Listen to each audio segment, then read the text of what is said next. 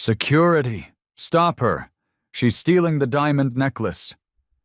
The words didn't just cut through the gala hall, they detonated, shattering the delicate symphony of clinking champagne flutes and murmured pleasantries.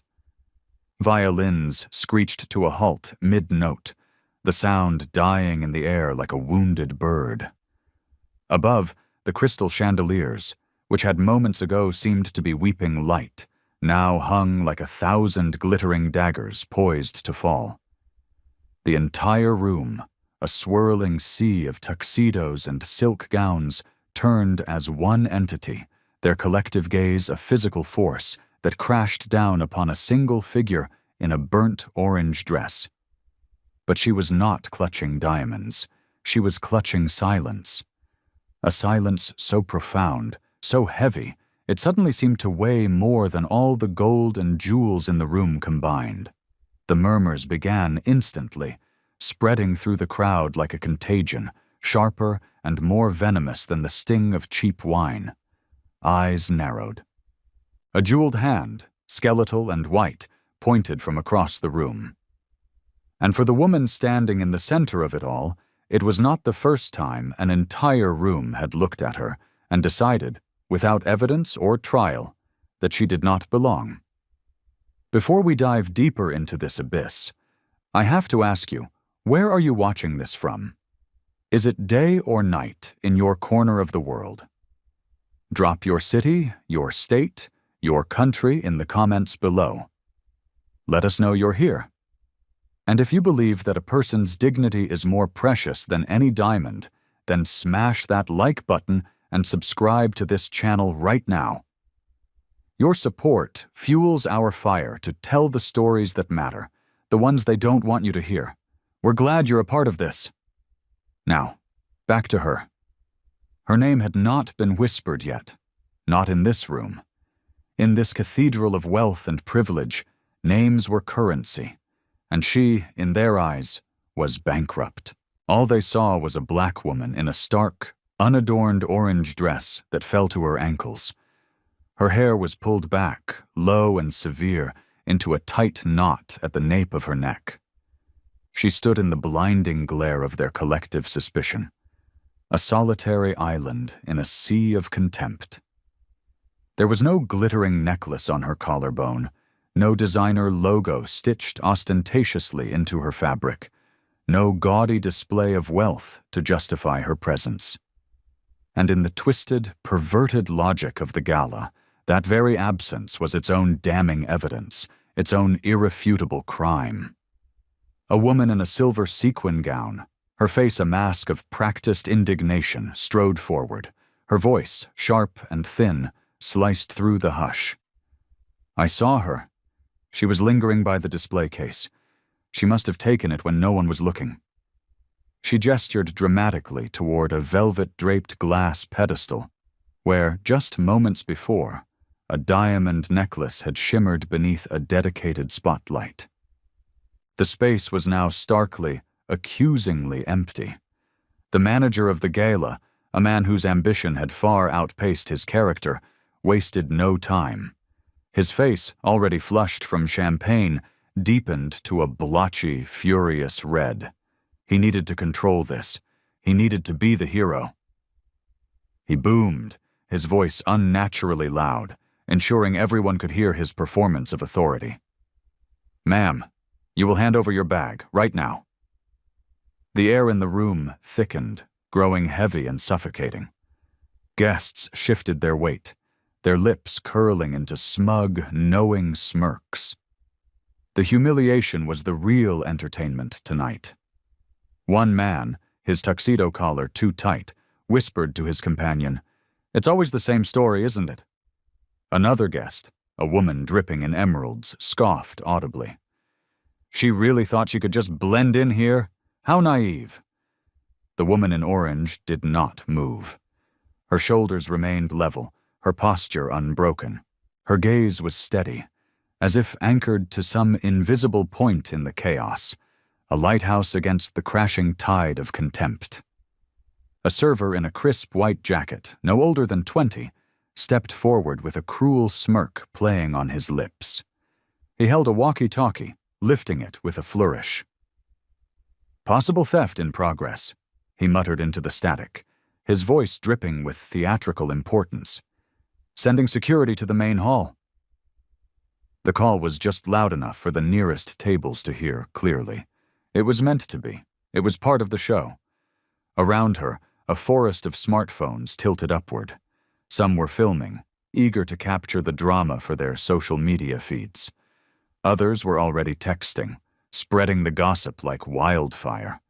One journalist, a young woman barely 25 with fire in her eyes, whispered urgently to her companion, "This is profiling. This is textbook. Get this on record." She pressed her own phone's record button, her lens a silent, unforgiving witness to the unfolding injustice. The accused woman finally raised her eyes. For a breathtaking moment, the room quieted. Not out of respect, but from the unnerving, almost unnatural calm that clung to her like a shroud. Her voice, when it finally came, was low, even, almost too measured for the storm raging around her. "Search if you must," she said, her words dropping into the silence like stones into a still pond. "The truth will not change."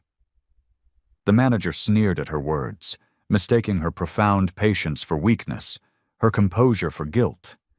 He lunged for her small clutch bag, ripping it from her grasp with a savage tug. He upended it on the nearest marble-topped table. A lipstick, a set of keys, and a folded program tumbled out. Mundane, ordinary objects that landed on the cold stone like pieces of damning evidence.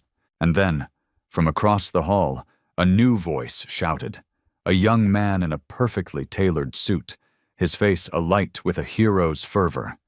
He held up the diamond necklace, its facets catching the chandelier's light and fracturing it into a million tiny, accusing shards. "She tried to take this. I caught her!" Gasps rippled through the hall, a collective intake of breath. Laughter, sharp and brittle, followed from a corner where champagne glasses glittered. The necklace glared under the lights, each diamond a tiny, cold eye staring at her, judging her.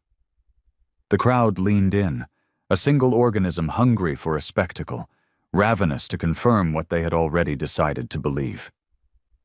The woman in the orange dress did not flinch. She had seen this theater before. Different stages, different costumes, but always the same script. And as the voices swelled around her, a storm was gathering, one she had been preparing for long before she ever stepped foot into this hall of mirrors. The necklace hung in the air like a guilty verdict already delivered. Its diamonds fractured the chandelier's light into jagged shards that cut across the faces of the rapt audience. The young man who held it aloft, his tuxedo collar now seeming to choke him with self-importance, spoke louder this time, projecting to the back of the room. "Caught her red-handed. She thought nobody would notice her slip it into her bag." His words landed like a gavel, final and sharp. Laughter erupted in small, cruel pockets of the room. A woman in a fur stole, an animal carcass draped over her shoulders, shook her head with a display of mock pity. "They always pretend to belong," she sighed to her companion, "and it's always the same sordid ending." Another guest took a slow, deliberate sip of champagne, smirking over the rim of his glass, as if the humiliation unfolding before him was part of the exclusive entertainment he had paid for. The manager of the gala, red-faced and sweating under the hot lights, puffed his chest out with an authority he had not earned but was desperate to project. He pointed a trembling finger toward the woman in the orange dress. "Ma'am, you are trespassing in more ways than one. Hand over any other jewelry you are concealing, or we will escalate this, violently." His voice carried over the silent strings of the violins that had long since stopped playing. The silence in the hall was heavy, thick with judgment, broken only by the soft, insidious clicking of cameras as more and more guests began recording. She did not flinch. Her small clutch lay empty and violated on the table. Its contents were displayed like relics of a failed life. A tube of lipstick, a set of car keys, a folded program. Nothing else. Nothing of value. And yet the assumption had already metastasized into conviction in the eyes staring at her. The narrative was written before she ever stepped into the room. Her skin color, her simple dress, her quiet demeanor. It was all the proof they needed. A security guard, tall and broad as a brick wall, strode through the parting crowd, his radio still hissing with static in his hand. "Step aside," he ordered, his voice a low growl. He reached for her arm, his grip far rougher than protocol required, his fingers digging into her flesh. "You will wait outside until the police arrive." The woman's gaze lifted slowly, steady as stone, meeting his. "I will not move," she said, her voice a quiet river against his raging torrent, "until the truth is seen by everyone in this room." The calm in her tone clashed violently with the rising fury around her. It unsettled some. It enraged others. From the corner, the young journalist who had been filming raised her voice, a lone note of dissent in a symphony of prejudice. "This is not procedure. This is profiling." She showed her invitation when she entered. "I saw it with my own eyes." Her words echoed, thin and fragile against the overwhelming tide of disdain. The manager turned on her sharply, his voice dripping with scorn. "Do not interfere, little girl. You have no idea how these scams work. People like her slip in, flash fake invitations, and walk away with millions in jewels before anyone is the wiser." He gestured at the woman in orange, as if she were not standing right there, a human being, but an exhibit in a museum of criminality, an object for ridicule. Gasps mixed with satisfied whispers. A man in a navy suit, his phone's camera tilted higher to catch the manager's face in the frame, muttered just loud enough for those around him to hear, "People like her." He said it. He actually said it outright. The woman's shoulders remained squared, her spine a rod of steel. Her hair, pulled low at the nape of her neck, caught the light without sparkle, a silhouette of absolute control. She breathed once, a slow, even inhale and exhale, while the security guard tightened his grip, trying to assert a dominance she refused to acknowledge. A sudden shout came from across the hall. "That's theft!" A middle-aged woman with a shock of gray hair had pointed, not at the accused, but at the necklace still raised in the young man's hand. "She never touched it. You lifted it from the pedestal yourself." Her voice cracked through the murmurs, a desperate plea for reason, daring others to look closer, to question the narrative they were being fed. But the tide was already set. The manager ignored her completely, waving her protest away like a puff of smoke. "We've seen this 1,000 times. Every time the story is the same. A high-value item goes missing, and we find a stranger who cannot prove she belongs here." He turned back toward the woman in orange, his eyes glittering with a cruel victory. "You will not talk your way out of this, not tonight." The circle around her tightened. Guests leaned forward, their faces a grotesque gallery of expressions.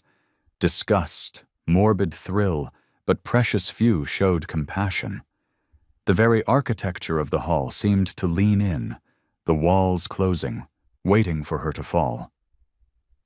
And still, she stood silent, unmoving, as if every insult, every grab, every false charge was only stacking more weight upon a foundation she had built long before this night, a foundation of resilience forged in the fires of 1,000 similar injustices. The pressure in the gala hall swelled until even the chandeliers seemed to tremble with the unspoken tension. The security guards tightened their circle, their presence a physical manifestation of the room's judgment. The manager stepped closer, his voice sharpened into a weapon of pure cruelty. "Empty-handed and already caught. Tell me," he sneered, his face inches from hers. "Do you really think you can buy your way out of this? That necklace is worth $5 million. You don't belong in the same room with it, let alone near it." His words were spit, not spoken. The accusation, the raw, unvarnished prejudice, cracked something in the air. The phrase, "you don't belong," was not new to her, but here, under the glare of 1,000 crystal lights and the unblinking eyes of dozens of cameras, it carried the weight of centuries. A young server near the back of the room shifted uncomfortably, his eyes flicking between the woman in orange and the apoplectic manager. He was new. He needed this job. But for the first time, a hot flush of shame began to creep into the edges of the crowd, a silent acknowledgement of the ugliness on display. She remained still, her voice a low, powerful current beneath the raging storm of their hatred. "Search me again," she invited. "Tear apart every seam of this dress if you must. You will still not find what you are looking for." The young man clutching the necklace puffed up his chest, his grin more of a performance than a genuine expression of conviction. "We already found it. You just can't admit it. Thieves never do." He turned towards the guests, a performer playing to his audience, holding the necklace higher like a hard-won prize. Laughter scattered across the hall, brittle and eager to believe the lie. A memory, sharp and painful, cut through her calm. 16 years old, standing in the opulent lobby of a hotel in Charlotte, North Carolina, dressed in her Sunday best after church. A clerk had looked her up and down, his gaze lingering on her skin, and said with a dismissive wave, "Guests only, you need to step outside." They hadn't listened when she tried to explain that her parents were just parking the car. They had escorted her, a child, to the sidewalk, leaving her there to be stared at like a trespasser. That shame, that burning humiliation, had not shrunk her. It had carved her into something sharp, something enduring. Back in the gala, the same dismissive tone echoed in the manager's command. "Take her outside, now! She is wasting our time and ruining this evening for our legitimate guests." The security guard's hand tightened on her arm, preparing to drag her. The crowd parted to make way, phones lifted higher to capture her walk of shame. Some whispered, some sneered, some smirked, as though her public degradation was the finest entertainment their tickets could buy. Then, a voice pierced the hall. Elena Ruiz. A junior staff member, barely older than 20, stepped forward from the corner where she'd been arranging napkins. Her voice trembled, but it was clear as a bell. "I saw her name on the guest list this morning, executive tier. Her invitation was valid." The entire room stuttered. The collective narrative glitched. Cameras swung toward the young woman, this unexpected witness. The manager snapped his head around, his anger now feral, cornered. "One more word out of you and you will lose your job. Do you understand me?" Elena swallowed hard, her hands shaking at her sides, but her eyes stayed fixed on the woman in the orange dress. A silent, powerful connection passed between them. "I will not lie for you," she said, her voice small but unbreakable. The silence that followed was heavier, more profound than any shout. The manager's jaw clenched so hard a muscle jumped. He waved a frantic hand toward security with what was left of his authority. "Escort them both out. Now!" The guard pulled at the woman's arm again, harder this time, trying to force her compliance. Gasps rippled through the room as she refused to move, her feet seemingly rooted to the marble floor like ancient stones. She turned her head slightly, her voice no longer for the guard, but for the entire crowd. "You call me a thief without proof. You strip my dignity without cause, but you will all see soon enough. The truth is far more expensive than your lies." Whispers exploded. The journalist's phone caught every word. Her livestream chat was a waterfall of disbelief and outrage. "They're profiling her in front of everyone. She's still so calm. She's still standing." The man with the necklace smirked again, a desperate attempt to regain control of the narrative. You think being calm will save you? You think silence makes you innocent? People like you always fold when the police arrive? But she did not fold. She stood taller. And as the crowd leaned in, as the tension wound tighter and tighter, it became terrifyingly clear that something was about to break. And it wasn't going to be her. The murmur of the crowd rose into a low, menacing roar. Conversations splintered into fragments, some now daring to defend her, but most still condemning her. The chandeliers hummed above, their thousands of crystals scattering light like tiny, sharp knives across her skin. The manager, sensing his grip on the situation failing, gestured sharply, his words now pure acid. "She is a fraud. Call the police immediately. Let her explain her pack of lies and handcuffs."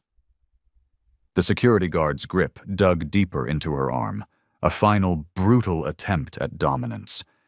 But her face remained a mask of unreadable calm. She turned her head slowly, meeting the guard's eyes with a gaze of calm steel. "If you put your hands on me again," she said, her voice not shouted but delivered with an even, terrifying precision, "you will regret it more than you can possibly imagine." The words, though quiet, carried a weight that silenced even the nervous laughter from the back of the hall. The guard's hand froze. The young journalist's voice quivered, but it carried across the suddenly still room. "This is being recorded live. Thousands of people are watching this happen right now. Do you really want this to be the legacy of your gala?" She panned her phone deliberately across the crowd, catching faces caught between their doubt and their complicity. Some guests lowered their gaze, suddenly unwilling to be immortalized in a scandal. Others stared directly into the lens, unashamed of their prejudice. The manager's sneer deepened into a grotesque mask. "You think a little video scares us? We have lawyers. We have influence. We decide who belongs here." His hands swept across the glittering room, as if to erase her very presence with a single, arrogant gesture. From the pedestal, the young man with the necklace shouted louder, desperate to regain his role as the hero. "Look at her. She can't even afford the shoes on her feet. And yet, we are supposed to believe she came here to admire diamonds worth $5 million. His tone was thick with mockery, his grin wide and cruel. A small, pathetic ripple of laughter followed his words. Her eyes narrowed, but her lips remained a firm, straight line. She remembered another night, another lifetime. Younger, exhausted from travel. At 24, she had stood at a hotel desk in Atlanta, corporate card in hand, while the clerk told her, "You don't look like someone who would stay here." The shame of that night, the raw humiliation, had fueled the blueprint for her first successful business. She had sworn to herself that no one would ever dismiss her like that again. And yet, here she was, dismissed once more. The security guard shifted uneasily. His grip finally loosened for a moment as her profound stillness unsettled him to his core. This was not the behavior of a common thief. This was not weakness. It was defiance woven into the very fabric of her silence. The plain orange of her dress caught the chandelier's light, not flashing like the jewels around her, but glowing, like a fire banked low, contained and dangerous. Then Elena spoke again, her voice louder this time, drawing strength from the other woman's resolve. "She doesn't need to prove anything to you. Her invitation is real. Her name was in the system this morning. I checked it myself." Her voice cracked with emotion, but the raw conviction inside it made several guests stir uncomfortably in their expensive shoes. The manager spun on her, his fury boiling over. "You are done here. Your job is finished. Step back, or I will have you physically removed." But Elena did not step back. She moved closer, taking a defiant stand beside the woman in orange. "I'm not moving, not this time." A hush rippled through the hall. Two women, side by side, one accused and one a defiant witness. For the first time, the balance of power in the room shifted ever so slightly. The crowd could feel it. The phones lifted higher, ready to capture every word, every defiant glance. The manager barked toward security, a new note of desperation creeping into his voice. "Remove them both immediately! Don't wait for the police! Do it now!" The guard hesitated, his eyes flicking to the growing number of cameras aimed at him. The journalist's live stream ticked higher and higher in view count. Comments were flooding in. "They're dragging her without proof. This is racial profiling live. Stay strong, Queen." The woman in the orange dress finally moved. She pulled her arm free with a single, steady motion and raised her voice just enough to be heard across the hall. "You have mistaken my silence for surrender. That will be your last mistake tonight." The words landed like a blade, cutting the room into two halves. Those who gasped in sudden, dawning recognition of the power they were witnessing, and those who bristled with denial, clinging to their prejudice. The atmosphere, once a theater of humiliation, was now shifting inexorably toward a reckoning. The storm was no longer gathering. It was already here. The storm inside the gala reached its breaking point. The orchestra's instruments rested silent and forgotten in their stands. Guests whispered urgently, their voices a sibilant hiss under the chandeliers. Some leaned into their companions, plotting their allegiances, while others pulled back, as if afraid of being caught in the crossfire of the moment. The manager, flushed with a toxic cocktail of fury and fear, slammed his hand down onto a polished marble table. The sound cracked like a gunshot. "I said, remove her now." His voice cracked on the last word, but it still rang across the hall. He pointed directly at the woman in the orange dress, his finger shaking, as if the gesture alone could condemn her. The security guard stepped forward again, his face a grim mask of determination mixed with a profound unease. He reached for her shoulder. Before his hand could make contact, she tilted her head, her eyes sharp as shards of obsidian. "Touch me again, and your career ends tonight." The absolute, bone-deep calmness of her voice froze him mid-motion. A new ripple of shock, this one laced with fear, spread through the crowd. Who was this woman? The young man, still clutching the diamond necklace like a holy relic, sneered louder, desperate to keep the narrative he had created from collapsing. "She's bluffing! She's nothing! Look at her dress! It's as plain as a servant's! And yet she expects us to believe she belongs here with $5 million around her neck?"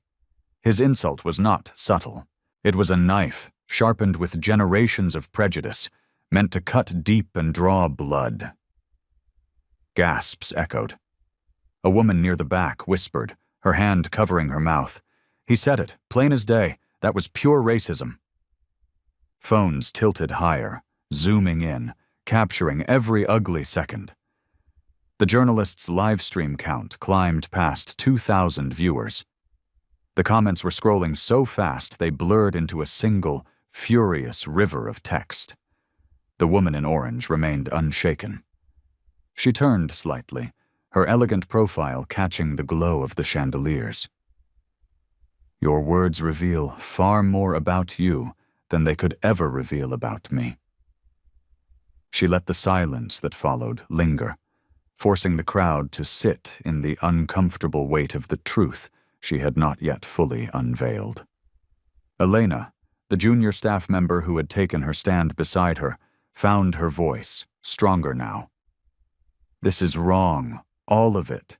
You are humiliating her without a shred of proof, and I will not stand silent while you do it." Her tone, once trembling, did not waver. A few guests, emboldened by her courage, murmured their agreement. The manager whipped around, glaring at Elena with pure venom. "You will be escorted out as well. You are finished in this city." But the threat rang hollow now, a pathetic echo against the backdrop of 100 recording cameras, against the crowd's growing, dawning awareness that something much bigger than a simple theft was unfolding. The woman in orange closed her eyes briefly, as if listening to a voice only she could hear, centering herself in the vortex. A memory surfaced, clear as glass. 29 years old, standing at a 5-star hotel counter in Los Angeles. She had presented not one, not two, but 3 forms of photo identification, and still the clerk had doubted her, had called his manager to verify. She had been forced to wait for 2 hours while 3 white men checked in without a single question. That humiliation had not broken her. It had built a policy in her own global empire. 0 tolerance for profiling. 0. Her eyes opened, steady and clear as a winter sky. She spoke to the hall itself, her words carrying like a verdict from a judge. You strip my dignity without evidence. You point your fingers without truth. And yet every eye in this room is watching. Every phone is recording.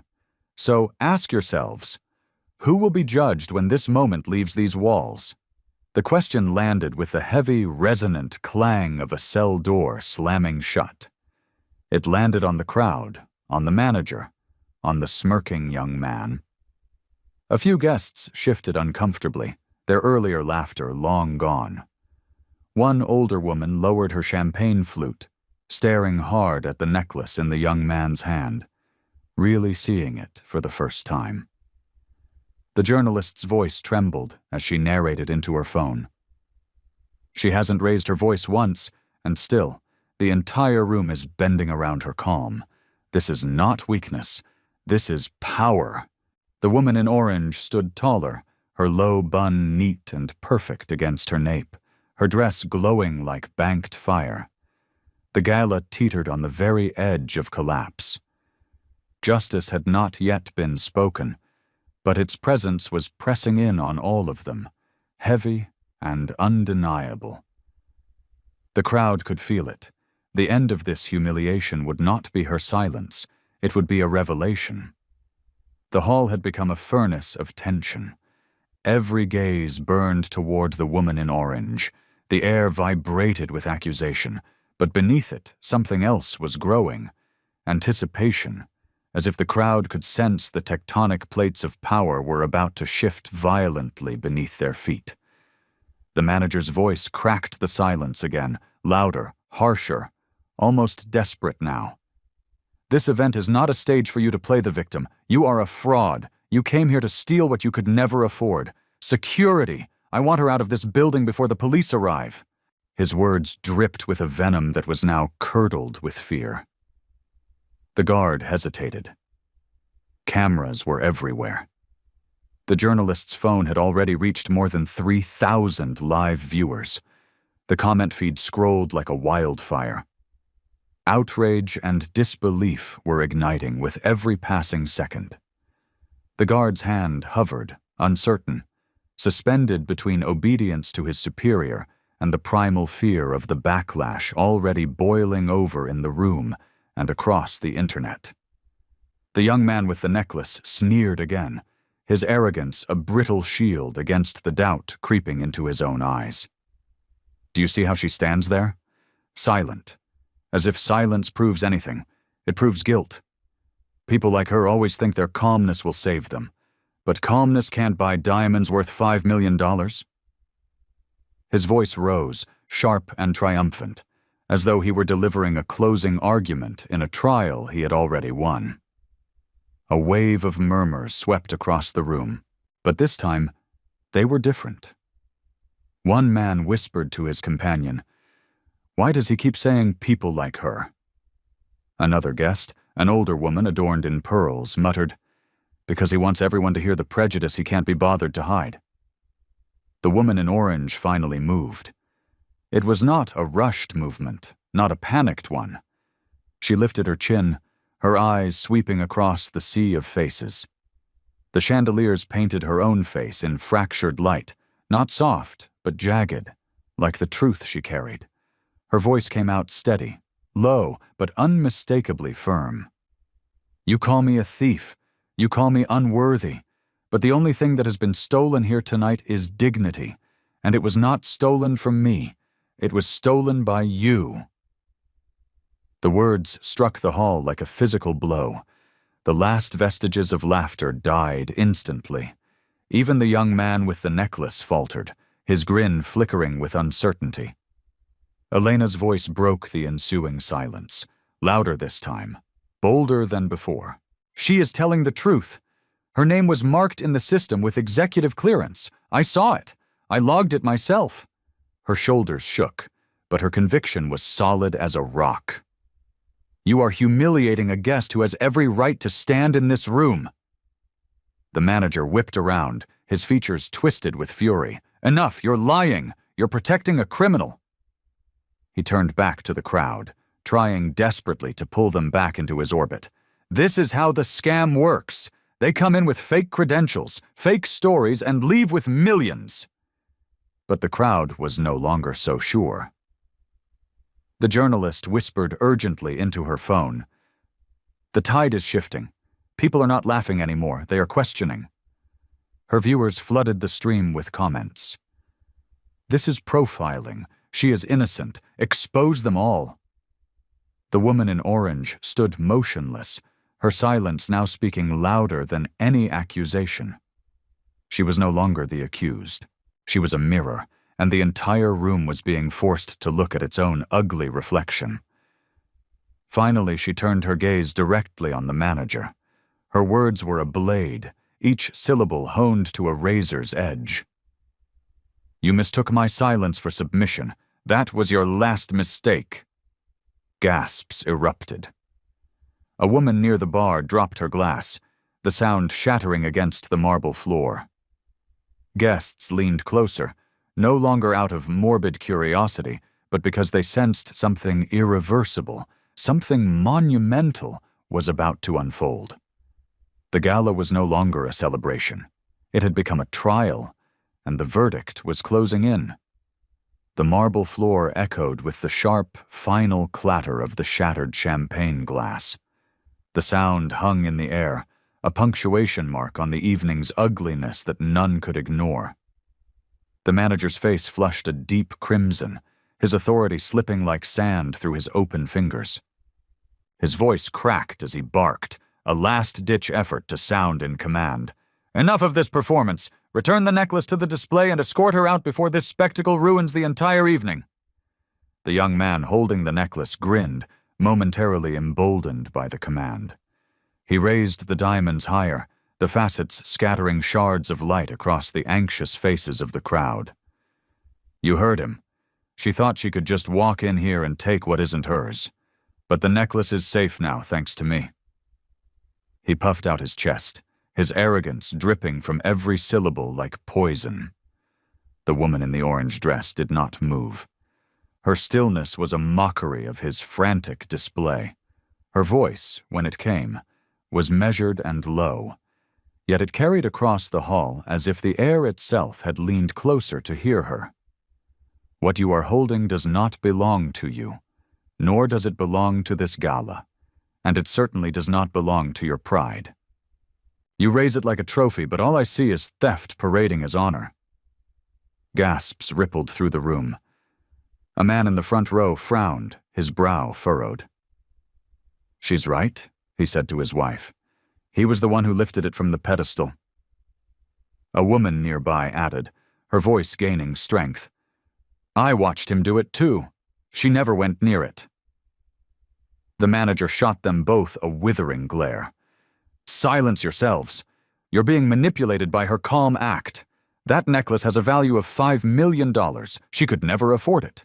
This entire charade is meant to trick us all." His words were loud, but they no longer carried the same weight. Doubt had begun to creep into the corners of the crowd, like a rising fog. The journalist raised her phone higher. "Listen to him," she whispered for her thousands of viewers. "He has no proof, only prejudice, and she has not moved an inch." Comments streamed in faster and faster. "This is racism in real time. They're framing her. Stay strong." The security guard looked profoundly uneasy, his hand loosening on his radio. The authority he had leaned on only moments before was faltering, crumbling under the relentless gaze of 100 witnesses. Then Elena stepped forward again, her voice steady and clear as a trumpet call. The reservation system marked her as executive tier.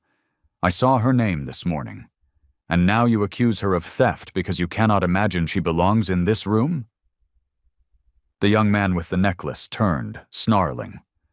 You're lying! You're just covering for her! He held the necklace higher, but his bravado finally cracked when he noticed that more phones were now aimed directly at him, not at her. The woman in the orange dress tilted her head, her eyes locked on him. Every second you hold that necklace is proof, not against me, but against yourself. The room fell silent. Guests shifted, deeply uncomfortable with the cold, clear clarity of her words. The necklace, once a symbol of her supposed guilt, no longer looked like evidence. It looked like a stain on the man holding it. The manager tried one last desperate push, his voice rising into a shout. You will regret challenging me. I will make sure of it. Security, drag her out now. Call the police. End this circus before it destroys our reputation. But the reputation was already burning. The crowd knew it. The cameras knew it. The gala, once cloaked in a veneer of glamour, now pulsed with the ugly, undeniable truth of its own prejudice. And in the center of it all, the woman in orange stood unmoving, unbroken, ready to turn the crushing weight of their accusations back upon them. The trial of dignity had reached its most dangerous moment. The next move would shatter what little control the accusers still believed they held. The air in the gala hall was electric, charged with something heavier than accusation. It was the charged silence before a lightning strike. Phones hovered like 1,000 tiny spotlights, capturing every tremor of fear, every sneer of contempt, every flicker of doubt. The woman in the orange dress finally moved.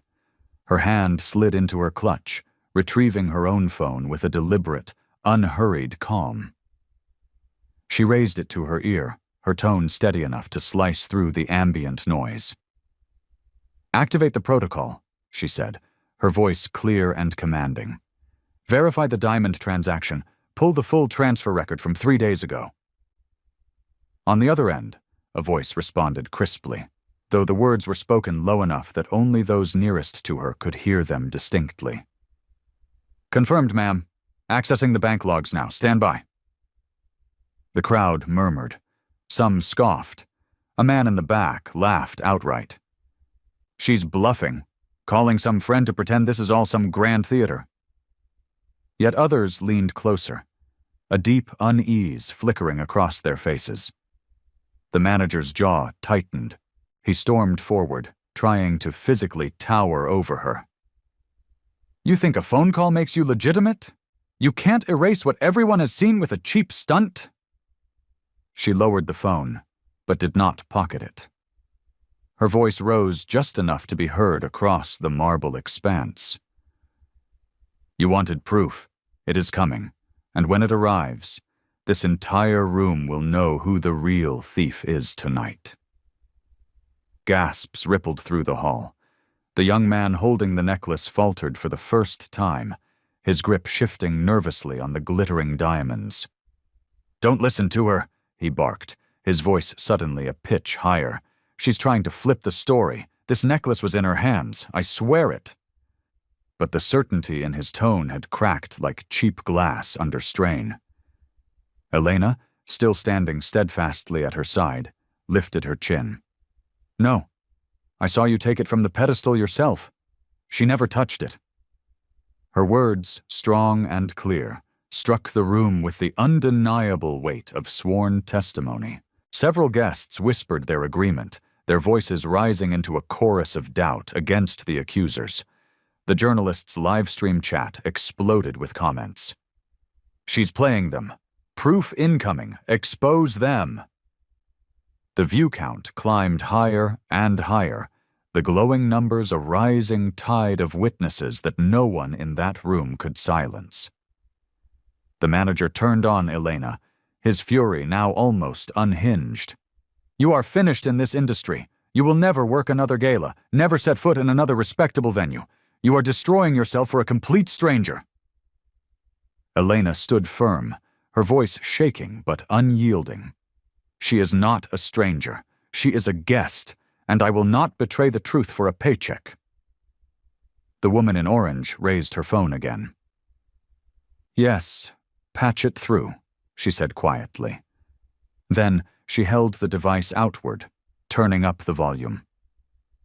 A new voice, crisp and professional, rang from the speaker, amplified by the hushed, reverent silence of the hall. "Transaction confirmed. A diamond necklace, item number 74B, purchased under Carter Holdings. Transfer amount $5 million. The payment was cleared 3 days ago." The words landed like thunder. The crowd erupted. Some gasped, some shouted, others stumbled back in sheer disbelief. The young man dropped the necklace into his own hands, as if it had suddenly become white-hot.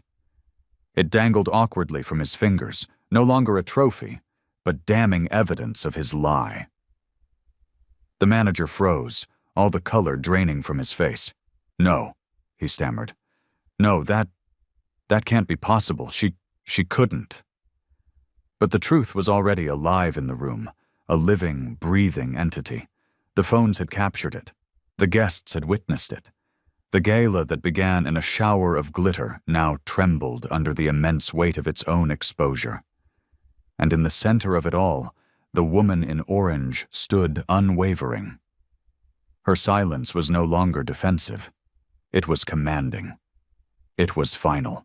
The shift had begun, and nothing the accusers did now could stop the tide that was crashing down upon them. The gala hall erupted into pure chaos. Gasps turned into shouts of outrage, whispers into full-throated arguments. Some guests stepped back, their faces flushed with the shame of their complicity. Others leaned in, hungry to see the downfall of those who had dared to humiliate her. The chandeliers swayed slightly overhead, as if even the building itself trembled at the magnitude of the truth that had just been revealed. The journalist's phone shook in her hand as she whispered into her live stream, her voice filled with awe. "You all heard it. $5 million. The necklace was purchased under her name 3 days ago. The proof is undeniable." The comments on her screen scrolled faster than her eyes could follow. "Justice. They lied to frame her. She owns it." The young man, still clutching the necklace, looked as though the ground had opened up beneath him. His smug grin was gone, replaced by a sickly pallor. His fingers trembled as the diamonds caught the light, no longer appearing brilliant but damning. He stammered, his voice a pathetic squeak. I must have been mistaken. I thought I saw—" His voice withered under the collective weight of the crowd's disgust. The manager's face turned ashen, but his pride, his last remaining possession, forced him forward. He raised his hands, his voice cracking as he shouted, "Do not believe this stunt. A recording can be forged. She is tricking all of you. This entire event is being hijacked by her lies." But his protest rang hollow, swallowed by the murmurs of doubt that were spreading like fire across the hall. The woman in the orange dress finally stepped closer to the center of the room. Her every movement was slow, deliberate, unshaken. Her voice cut through the noise like a bell tolling in a cathedral. "You accused me of stealing what I already own. You stripped my dignity in front of strangers and cameras. But you forgot one fundamental truth. My silence does not mean weakness. It means patience, and tonight my patience has ended." Her words were met with a stunned quiet. Even the chandeliers seemed to still. Guests leaned forward, unable to look away. She pointed toward the necklace, still shaking in the young man's hand. "Return what is mine." He hesitated, his lips parting, but no words came out. The necklace slipped from his nerveless grasp, clattering onto the marble table beside her. The sound rang out sharp, final. She did not reach for it. Instead, she let it lie there, cold and glittering, proof that her dignity had never depended on diamonds. Elena's voice rose from her side, clear and fierce. The truth is visible to everyone now. The only thieves in this room are the ones who tried to frame her. A few guests began to clap, hesitant at first, then firmer.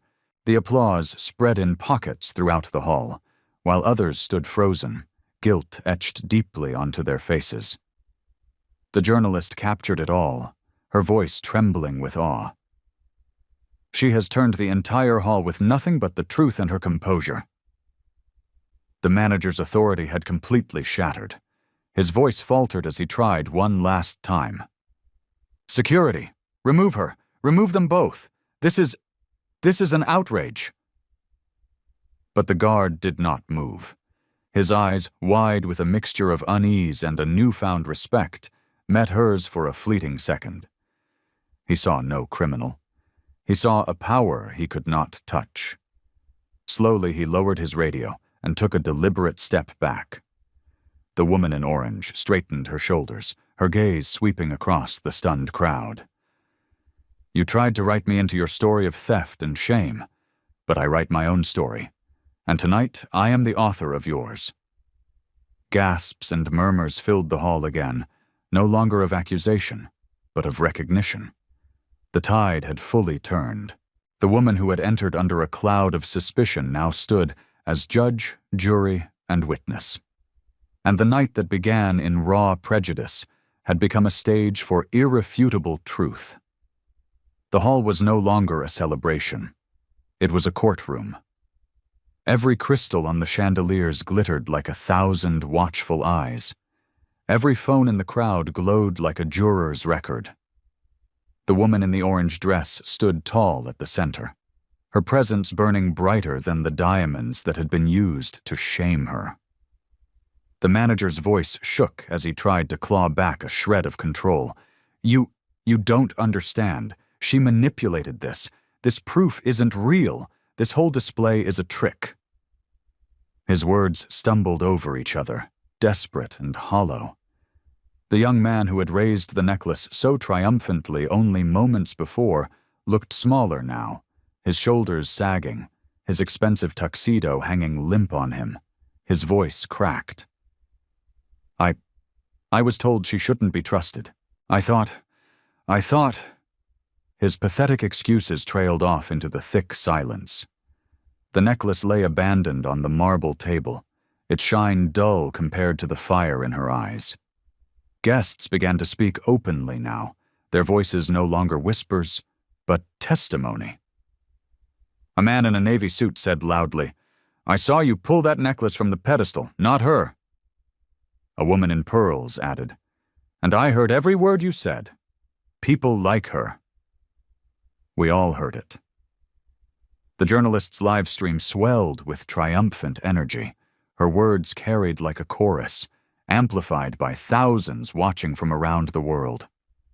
The crowd is turning. They see it. They know the truth now. Comments flooded her feed. Expose them. Justice is happening right now. This is history. The woman in orange lifted her chin, her low bun catching the fractured light. She did not need to raise her voice. The hall bent toward her, waiting. You wanted me silent. You wanted me small. You wanted me guilty before the trial ever began. But tonight, every lie you have built collapses under its own weight. She stepped toward the table. The sound of her heels striking the marble echoed like a drum beat. She did not reach for the necklace. Instead, she placed her hand flat on the cool table beside it, as if anchoring herself to something far deeper and more valuable than jewels. This necklace was mine long before I walked into this room, but now it is worth more than money.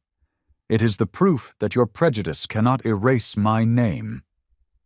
Gasps filled the air. A few guests applauded quietly, and then more joined in. their clapping uneven, awkward, but real. Others lowered their heads, unwilling to meet her powerful gaze. The manager shouted, his last weapon desperation. "Enough! This event is mine! My authority decides who belongs here." Her eyes locked on him, calm, unbreakable. "You do not own this truth, and you have never owned me." The security guard, the one who had once gripped her arm with such bruising force, now took another step back, his head lowered.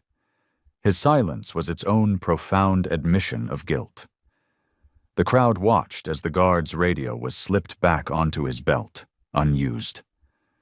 Elena stood firm at her side, her voice ringing clear. "It's over. Everyone in this room knows it. The only humiliation left belongs to those who tried to disgrace her."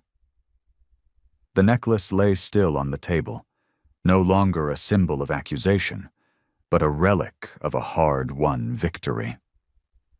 The room pulsed with a new energy, a shocked recognition that they had witnessed not just a gross injustice, but its complete and total undoing.